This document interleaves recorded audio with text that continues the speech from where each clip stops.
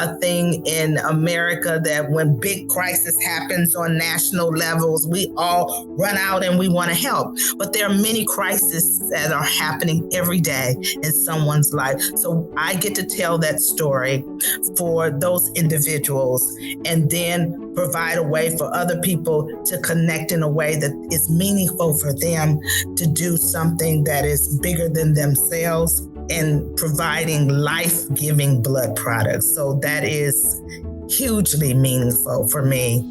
And I get the privilege of doing that every day.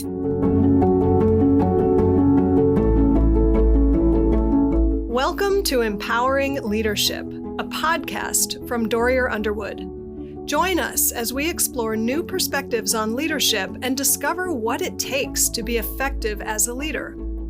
Here's your host, Doug McVadon.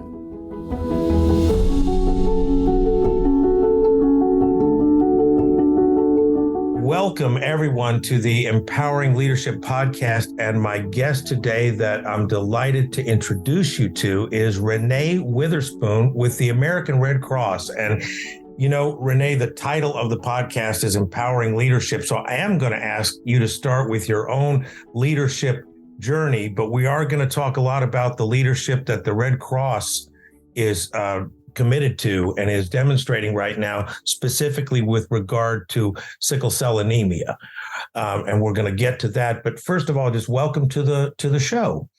Thank you, Doug. I'm more than delighted to be here. Well, I want to reveal that I had the pleasure of seeing you speak at the Tiffany Circle event at the African American History and Culture Museum on the Mall in Washington in October, and very inspired by your message then. And we wanted to have you on the podcast as a follow-up, and really to follow up with the important issues that we became aware of that evening here at Dorrier Underwood, and our own staff would validate that it changed our minds about things like being blood donors. And we'll probably get into some of those stories. But first of all, you are currently a senior program director over the diverse donors area, and you're also on the national team at the Red Cross. Tell us about your job. Absolutely. I actually am within the segment that we have, our diversity segment, of which was launched, and it focuses primarily, launch of it was in sickle cell, an initiative, and I'm responsible for the engagement and helping build those initiatives in the field throughout the country. And you're on the national team. What national team, and what does that mean? The Red Cross. So I started out as a sickle cell account manager when this initiative launched, which my responsibility was to, here in North Texas, to help launch this initiative, reach out to the Black community in the effort to educate about the need.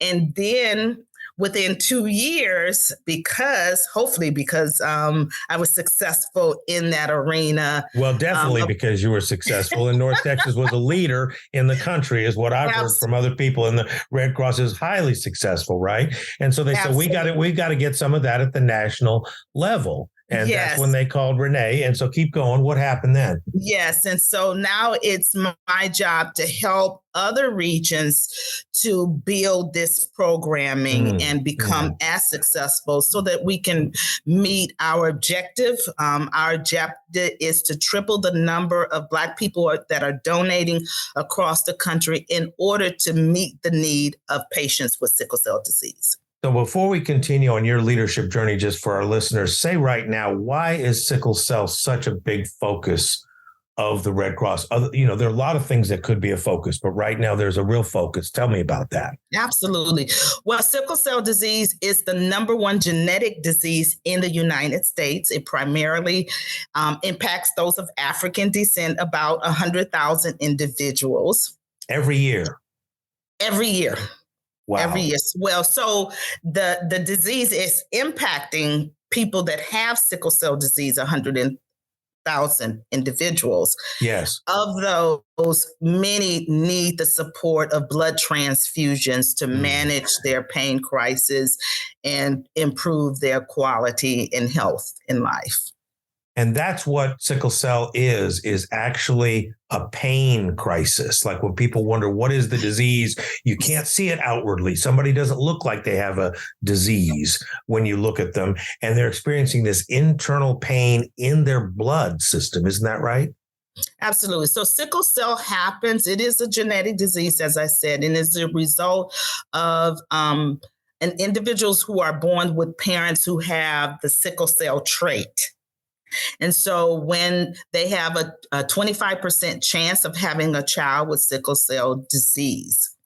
And so it's characterized by having stroke, organ tissue damage, acute anemia. Now, it used to be called sickle cell anemia, as you spoke before, but now we call it sickle cell disease because there are other characteristics that are involved.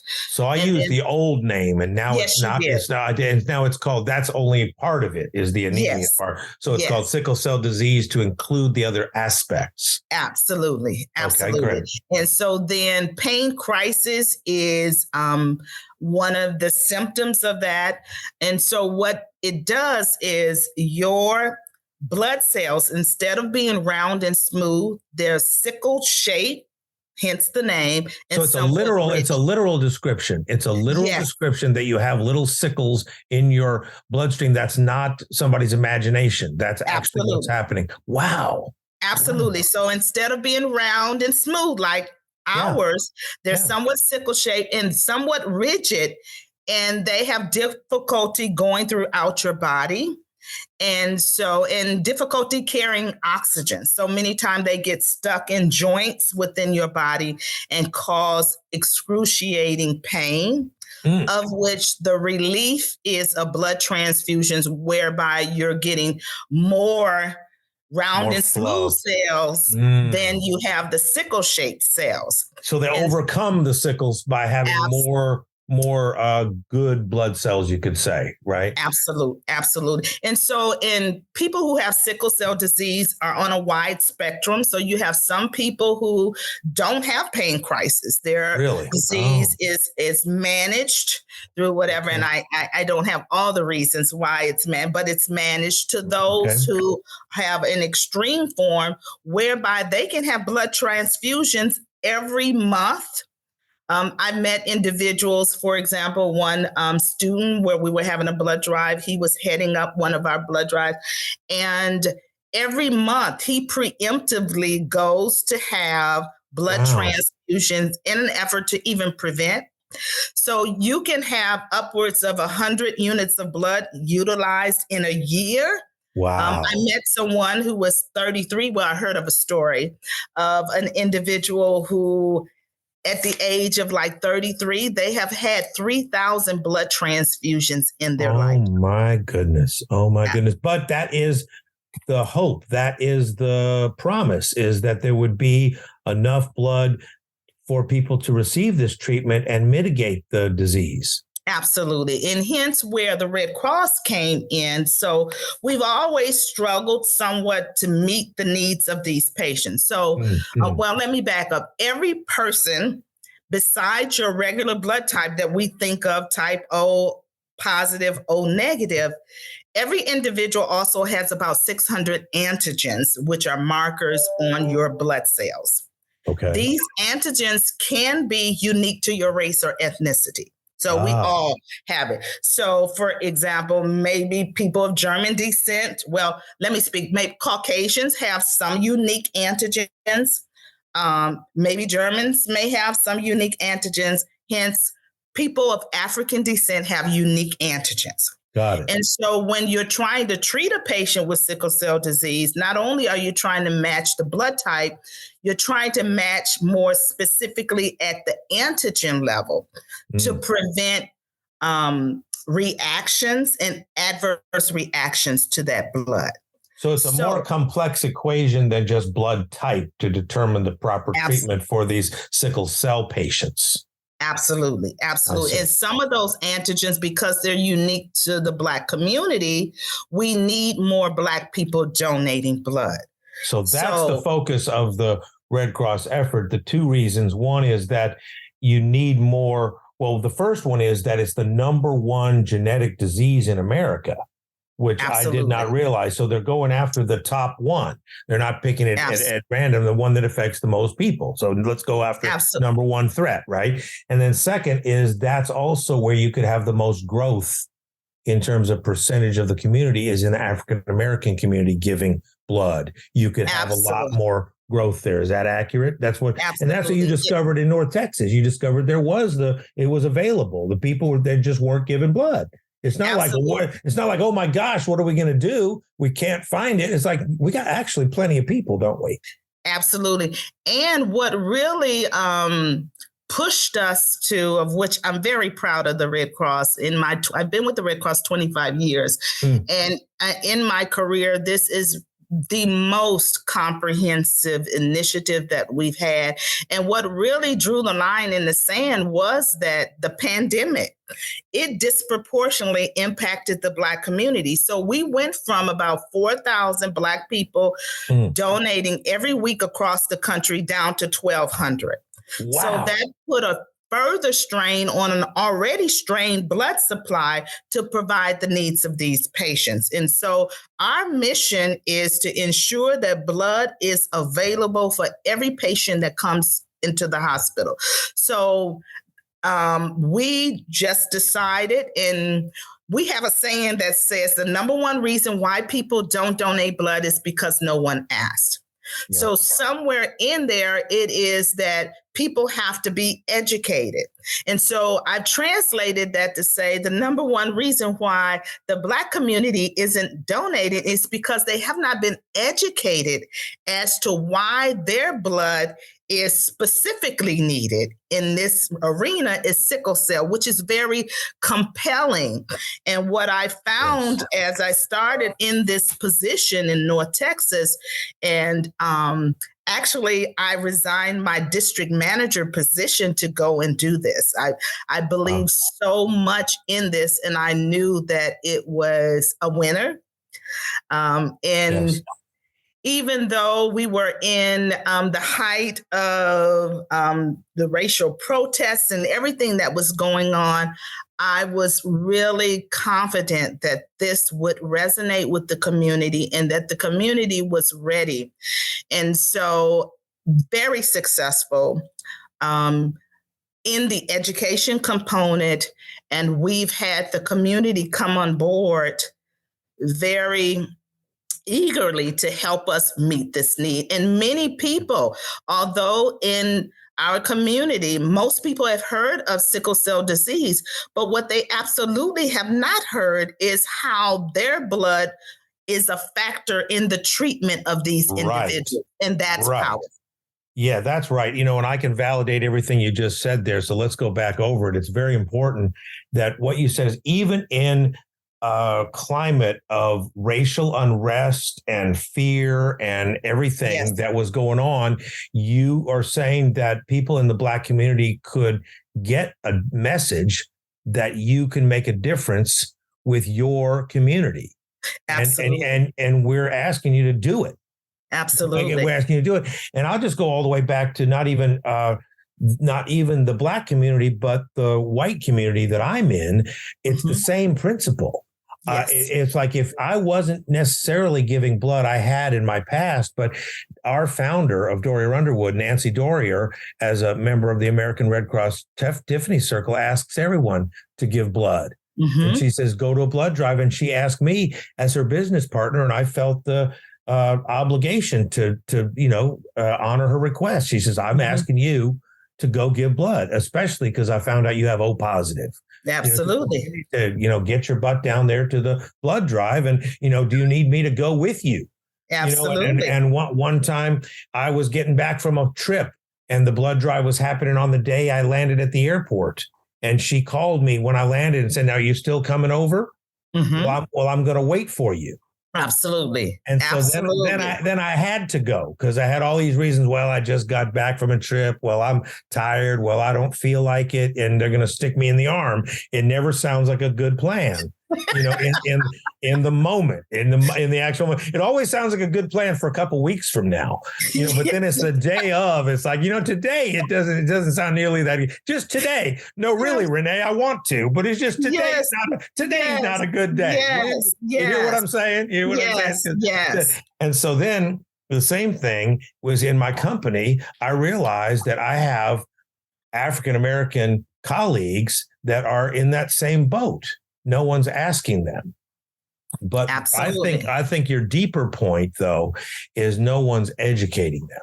Because I could ask Kevin Bullard in my company to give blood, but what made a difference for him was coming to the event and listening to the young man Draylon talking about the pain in his body and what he has to go through every day and every week just to get through life because he's born with this disease they did nothing to deserve to have, and that there's a person that can make a difference with it, and it's Kevin sitting there at the table. Well, he just stood up. He's like, I'm going to give blood. It's like he was seeing the light. I mean, Renae was literally, he went from nobody even had to ask him. Yes. Nobody even had to ask him. He simply said, I need to be doing this. Absolutely. Okay? And because he's a smart person and he made the connection, where you connect those dots and then you're in. So go ahead, please. Absolutely. And I like what you're saying, Doug, because the Black community is not unlike any other community. Correct. In my 25-year career, I started out in Omaha, Nebraska. And one thing that really kind of rose to the top, because I always have been a person, I love to go and hear why people donate. And even in the rural communities of Nebraska that I used to go, where there were a limited number of people that look like me, I bet. As those men were coming in out of the field, I would ask them, why or what started you donating? And something that really began to resonate with me was, you know what? My grandfather donated blood. My father donated blood. So it just has been, we've talked about it. Everybody understands it. And we donate. So it had me thinking even early on as to, I only started donating blood when I was in the military. However, I never had a blood drive come to my community when I was growing up in the 70s. So I had no exposure. I had no education with regard to it. So absolutely, education and awareness. Awareness around the need. And as you said, just with Draylon, you can't hear a story about someone like him, which can be multiplied by the thousands in America, having a need, and you being a healthy individual. And people talk about people being afraid of needles, but once you hear the story of people with this disease and what they go through, it pales in comparison. 5-minute inconvenience, that's what I call it, in order to help someone who without your help, quality of life would be diminished. Well, that's incredible, because that's exactly what is impacting people as part of this Red Cross effort, is that people are saying, oh, yes, I may have my misgivings, but I need to get over it. Absolutely. I need to just get over it, because there are people with a real problem out there. And whatever problem I have with blood donation, I just need to kind of grow up. And, and I think it's a spirit that may be a little bit lost in America, the idea that you need to sacrifice something for other people. And and Doug, most people are looking for that way. And I will say it has not been a twisting your arm type of effort, because anyone who donates blood, it's a heartfelt thing. Yes. So we just have to learn to tell the story. We have to learn to bring the awareness. And so around this program, what we've done also at the American Red Cross, we've developed partnership with groups within the Black community to come alongside us, which has always been the model. We go into a church, we ask the church to support the blood drive, we educate the individuals, and they come and donate. So in the same manner, we're finding that these organizations within the Black community, 100 Black men, Jack and Jill, the Divine Nine, which are historically Black fraternities and sororities. These are the movers and shakers within the community. So they provide us these forums to educate. Of course, churches are the staples of the Black community. Pastors, they're saying we tell the story about surrounding what we're trying to do, who we're trying to impact. And more times than not, as I'm giving presentation, everybody knows someone who had sickle cell disease. Wow. Most of us, I would remember in my childhood, I may not knew everything about it, but there was a child in school with me who had sickle cell disease. And so we inevitably know someone, we connect, we have a friend. And so becoming educated, and I found even people whose family members have the disease, they know that they go to the hospital quite often, but they have no idea what's happening. They have no idea of the need for their blood to help them in their disease, because sickle cell disease in some ways has been a silent disease also. Many people have not talked about it. They have not wanted to bring the attention to them. And of course, rooted in the Black community also is somewhat of mistrust medically. Sometimes in the bringing awareness and education, we have to speak to some of those issues with regard to blood donations.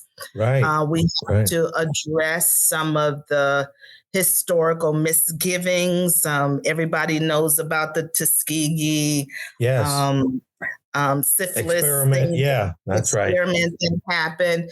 And so, and even in modern days, the disparities within the Black community, we know even with the pandemic and COVID and the vaccine, there are a lot of questions and concerns that we have to answer in doing that. That's why it has to be educational, not only us giving information, but answering questions that the community has about the blood donation and what does that look like.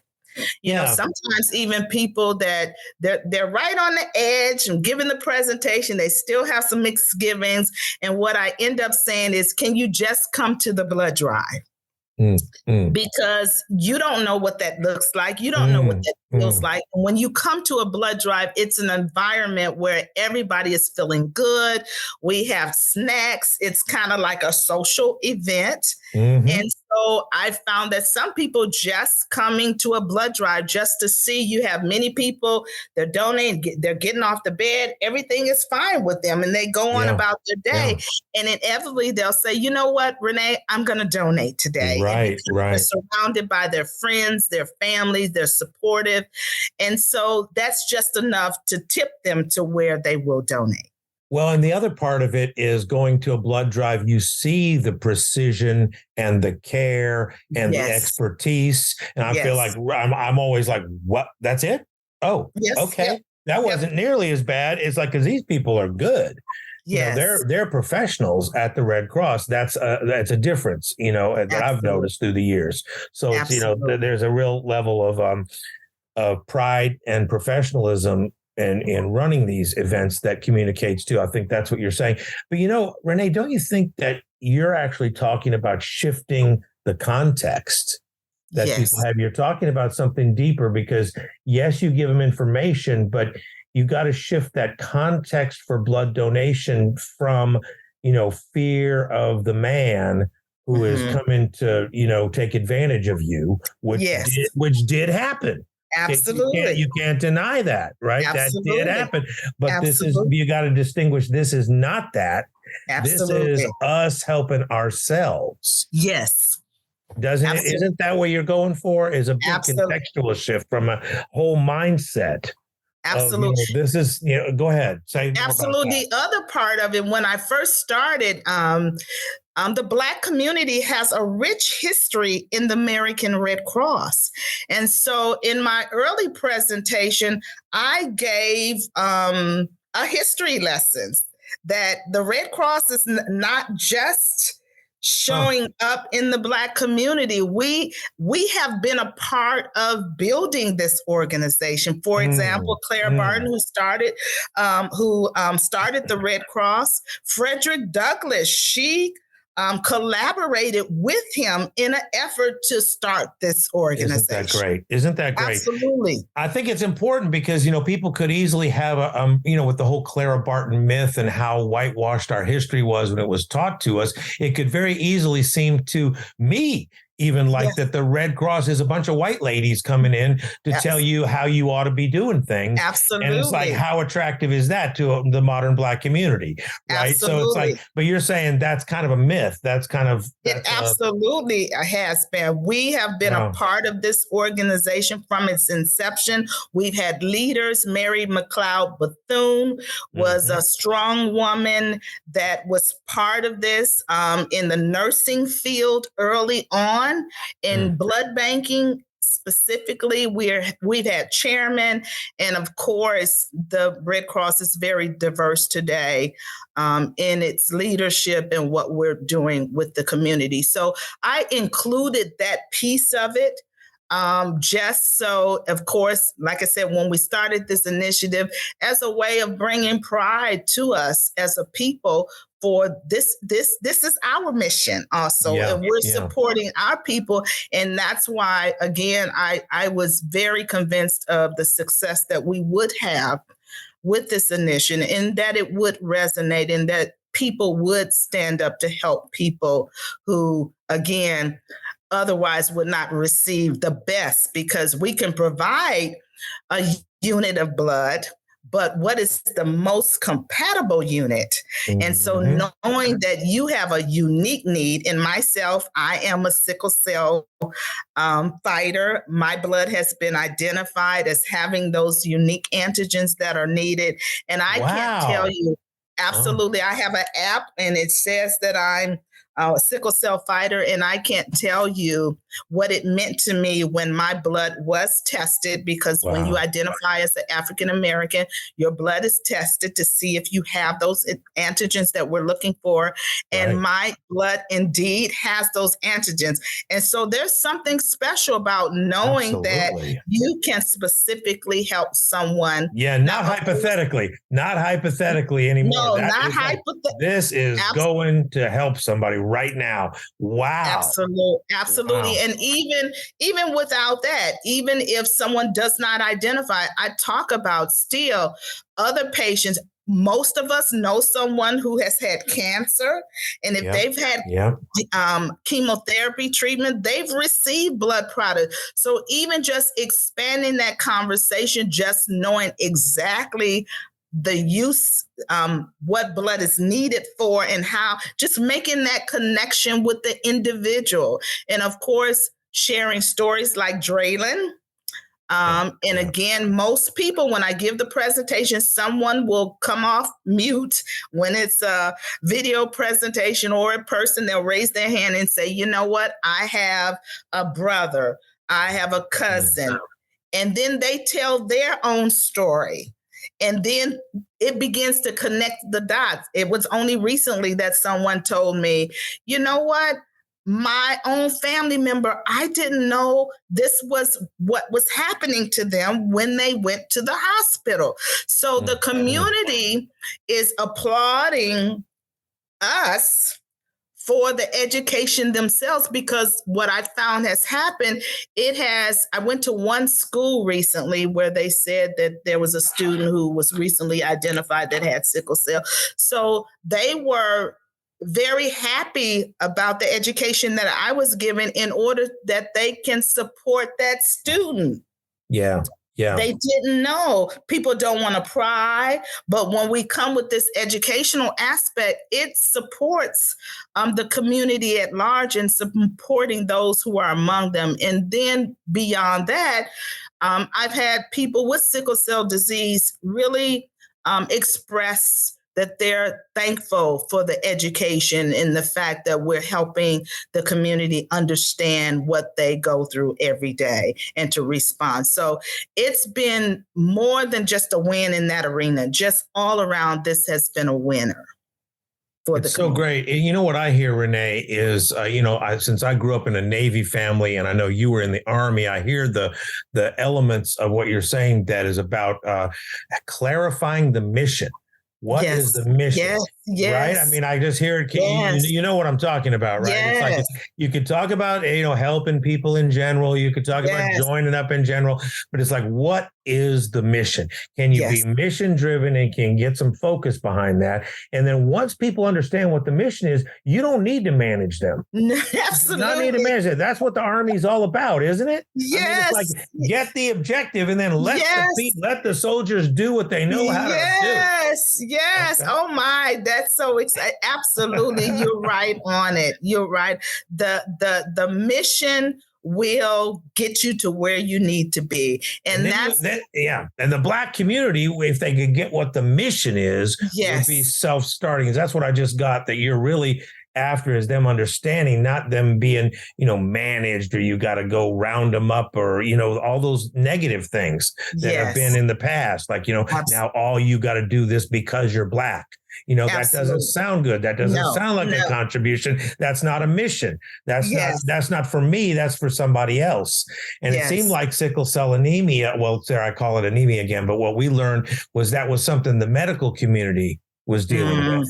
That was something yes, doctors were supposed to solve. And we really hope they solve that. And absolutely. we really give them some money, but it's like cystic fibrosis or anything else. It's just one of those things. Nothing I can do about it. Absolutely, Personally. absolutely. I wish the doctors luck with that. That's Yes, about it. yes. But you're saying this is not that kind of disease. It is not. It is empowering the community. Mm. So we're empowering the community to respond. You really are. And they are doing that. And then what the connection I get from our work with leadership teams is that when people get what the mission is, they are self-empowered. Because Yes, if you believe in the mission, you wake up every day thinking, how can I achieve our mission? Right. absolutely. Absolutely. Absolutely. So what else are you doing to get that message out in the coming year that we can be looking for or that we can support? Yeah, one of the things that we do, we utilize the calendar and significant dates to further our awareness and education in this arena. For example, January, Martin Luther King holiday, we'll use that time frame and that date to ask people to host blood drives. We know people are early on, years ago, we used to have an initiative called Blood of the Martyr around Easter, promoting the Black community to donate in Martin Luther King Day. Oh, God. And so we still use those days, asking people to host blood drives during the events that are happening. And then we're still educating, asking people to donate.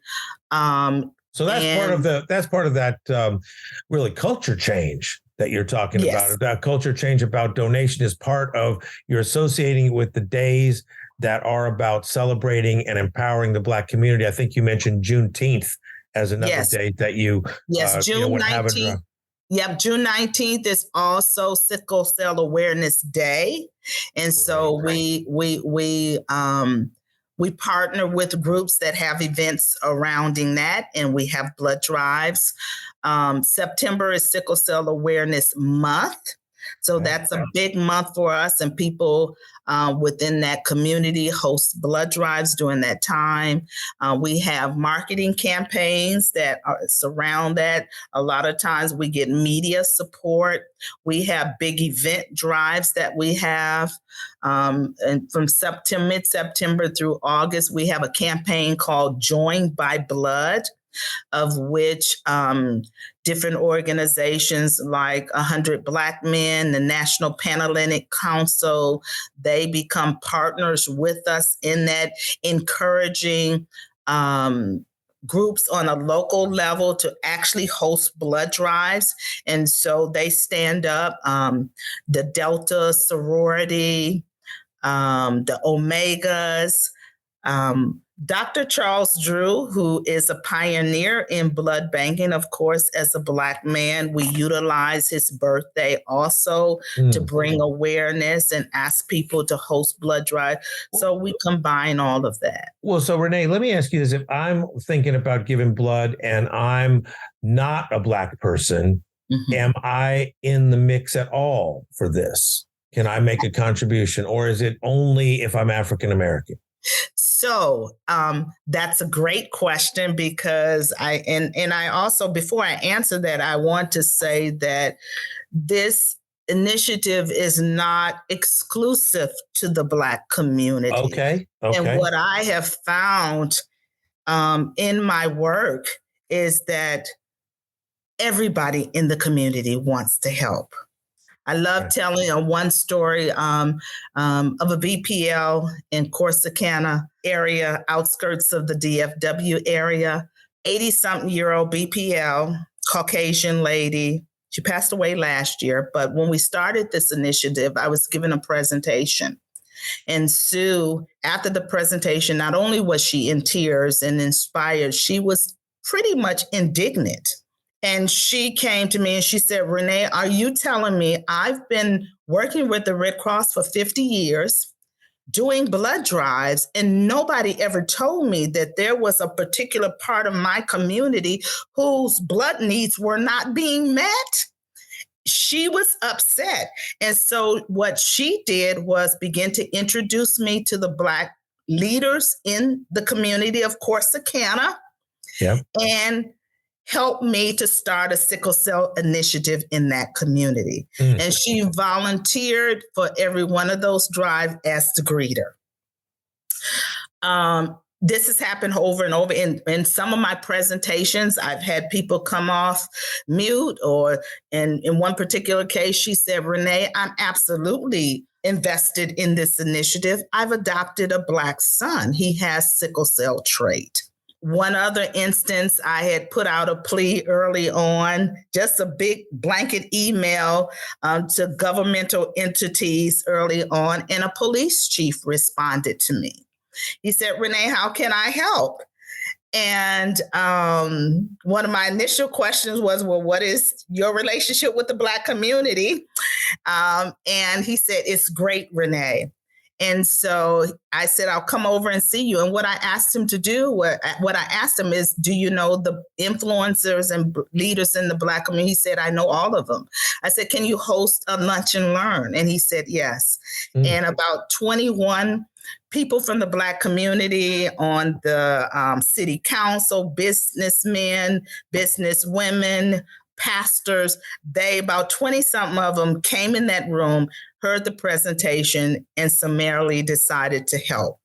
So this is a community effort, and it expands beyond the Black community because let's just face it, we're our community together. So now getting back to your question about can you help? So when we talk about the antigen, did I talk about the antigens already? Yes, you did. You talked about the antigens already, but let me also just respond to that by saying, so in addition to doing all that stuff, yes, right, that I could do, right, which is to involve other people. And I got what you're saying about the many people who are not in the Black community, let me say it that way, could still make a major contribution in getting people educated. And that's probably the biggest barrier. It's like you said, if people knew, to your point, like the woman who had volunteered for all that time, if she had known, she would have taken different actions. And so education is a big piece. But then now back to my blood. Okay, so when you're talking about those unique antigens, so there are antigens, so there are Caucasian people and people of all races who their blood can be identified as helping someone with sickle cell disease. Wow. The antigens that we look for are the CEK.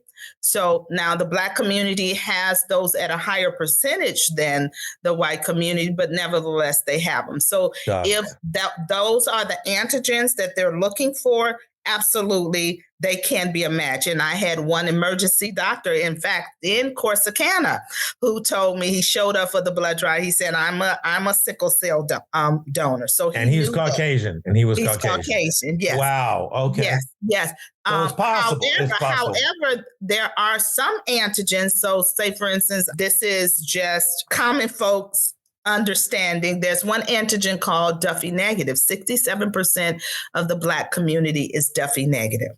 0% of the Caucasian community is in general. Got it. So if that antigen happens to come into play as to being needed for a person with sickle cell patient, they're going to find it in the Black community. So it is the likely. So we need more Black people donating so that we can have a higher percentage of likelihood of finding the match. The other thing that's happening in the community, we know that we're just across the board trying to diversify the blood supply, because we know right now 80% of the blood supply is coming from the white community. That is not a sustainable model. We know that the community is diversified. So we know that we need to just across the board, all races and ethnicities, we have to bring them along. The Hispanic, we're getting ready to launch a Hispanic initiative so that we can educate in the same way that everybody knows that their blood is needed. And of course, there can be other medical reasons for unique antigens for any grouping of people. So we need representation from everyone. Got that. All right. Well, so much to look forward to, and congratulations on the momentum that you have built starting there in Texas and now going national. It's exciting to learn about and be part of it. And I think there's a lot more that's going to come as people do become educated. You know, it's one person at a time, though, isn't it, Renae? It is. It absolutely is. And, you know, and also I just want to speak to my career here at the Red Cross. I told you I started in 97, and it has been a wonderful place for me to grow professionally and as an individual. And I have found this work to be totally, it's almost like these 25 years have just gone so quickly. It's a place where I've found something bigger than me to connect to and to really make a difference. It's a place that I've had the opportunity to discover my skills and talents. I have a saying that it says to discover, own, and move in your power. And that's your ability to influence others. And so I've had the opportunity to truly discover my gifts and talents. I've had the opportunity to embrace them and then to move in them. And this is the arena that I've found that I've been able to do that even prior to the Sickle Cell Initiative, going out and meeting people with children with sickle that had cancer. And so my passion was there right from the beginning, and being able to talk to these individuals, hear their story. And I did the same thing. When I first came to Texas, there was a family who had lost, the father had passed away. And so they did a blood drive every year in his memory. And so the first thing I did, I didn't go and start talking about what are we going to do. I listened to their story. I listened to why they wanted to do it. And so I connect at the heart level too.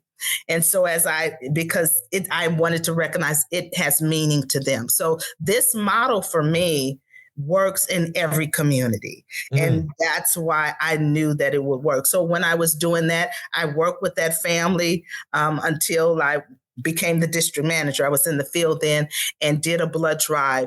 Very rewarding, not only to them, but to myself. And how many people get to work that closely with individuals for things that matter. Now, they did it in memory of their husband, father, yet it was significant to them. And that's what we do in the Red Cross.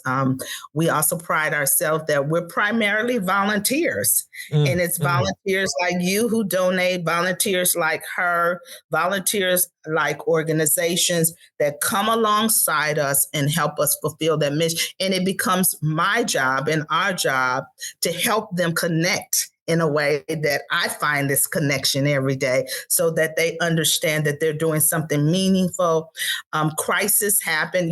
We have a thing in America that when big crisis happens on national levels, we all run out and we want to help. But there are many crises that are happening every day in someone's life. So I get to tell that story for those individuals and then provide a way for other people to connect in a way that is meaningful for them to do something that is bigger than themselves and providing life-giving blood products. So that is hugely meaningful for me.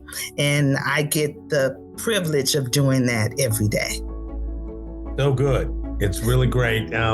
Thank you, Rena Witherspoon, Senior Program Director for the American Red Cross. And we look forward to hearing more about the success of your efforts in the future. Thank you.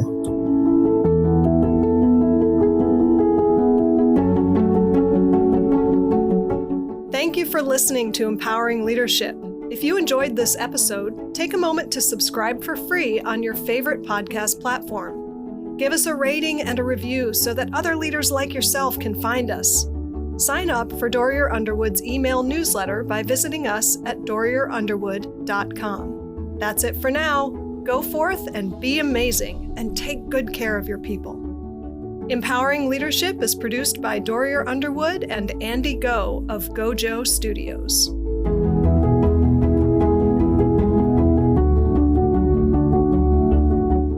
Underwood serves visionary companies who are serious about realizing their dreams and who are unwilling to settle for incremental results.